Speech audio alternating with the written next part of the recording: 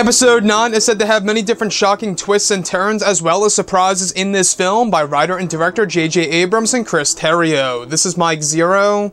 If you guys are new to the channel, do make sure to subscribe to see future Star Wars content. Now, one thing that a lot of people are really looking forward to seeing in this movie is, of course, exactly how J.J. is going to handle the characters of Kylo Ren, Rey, and yes, even the Jedi Master himself, Luke Skywalker, portrayed by Mark Hamill once more. Now, these past couple of weeks or so, we've been learning a whole lot more about this film when it comes to some of the set leaks, the set designs, the concept art and storyboard descriptions, etc. One of which has all to do with moments involving Luke, Kylo Ren, and even Rey.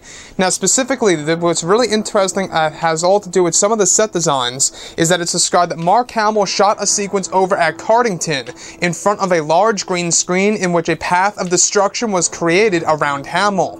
It's said to be a sequence in which Hamill, as Luke, initiated a power in the Force to cause a whirl of destruction in front of Adam Driver as Kylo, where he was on the floor being pulled by wires, as if large amounts of wind was blowing Kylo Ren backwards. It's said that strong wind machines were used against Driver with his hair blowing back as he stared at Mark on top of a platform.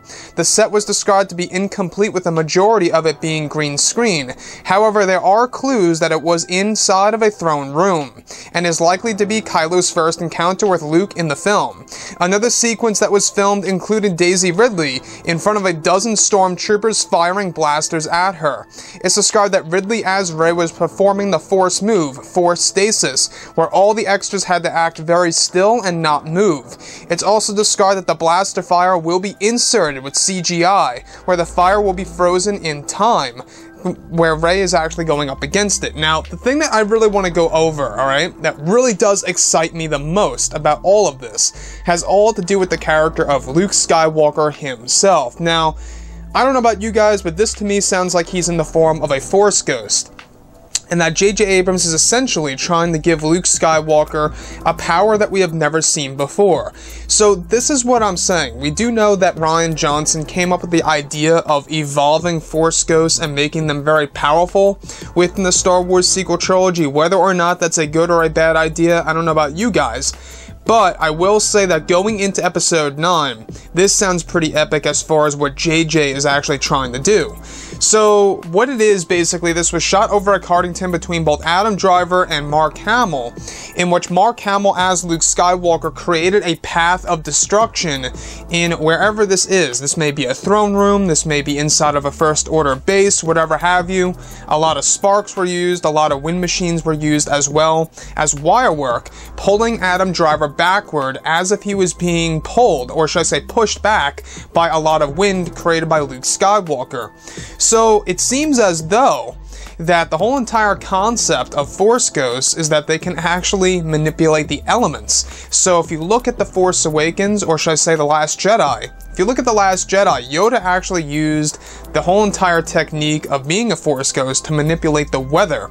He was able to manipulate the lightning itself. And then if you look at episode 9 now, Luke Skywalker is basically initiating something to do with wind that creates a path of destruction, a whirl of destruction around Luke Skywalker and everything around him, that's actually pushing Kylo Ren backwards, because a lot of wind machines were used against Adam Driver where his hair was blowing back immensely, and you can really tell that JJ is really trying to create quite the powerful entrance for the character of Luke Skywalker. Now, it's heavily implied here that this is going to be the first encounter between, of course, Kylo Ren and Luke, both uncle and nephew, the characters of Luke, Kylo, and even Rey, all the more powerful, except in this scenario, of course, you know, Kylo Ren seems to be shocked and very surprised about the character of Luke Skywalker entering into the mortal world, right, from the netherworld of the Force. And that, to me, I think is going to be a very interesting angle of Star Wars, because till this very day, we've never seen one of the villains in a Star Wars movie actually witness the Force ghost of a light side user, which, by the way, was an original idea in the original script of Return of the Jedi, where Obi-Wan and Yoda's Force ghosts actually come to help Luke and come to his aid against the Emperor.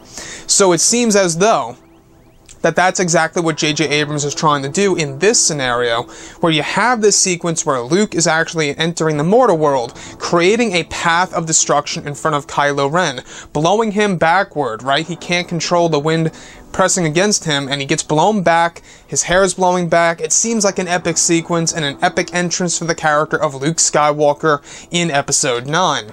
So as far as everything else goes, guys, what do you think about this movie so far? To me, it sounds as though that JJ is really trying to do as much as he can, you know, by inserting cameos and connections to other films and other Star Wars projects and other canon material as well, in order to really make this movie cater to a majority of the Star Wars fans around the world. Anyways, guys, drop a comment below. Let me know what you think about all of this in the comments. And if you guys did enjoy the content for today, do make sure to drop a thumbs up on this video to support the channel. I thank you all so very much for the kind support, and I'll catch you guys next time.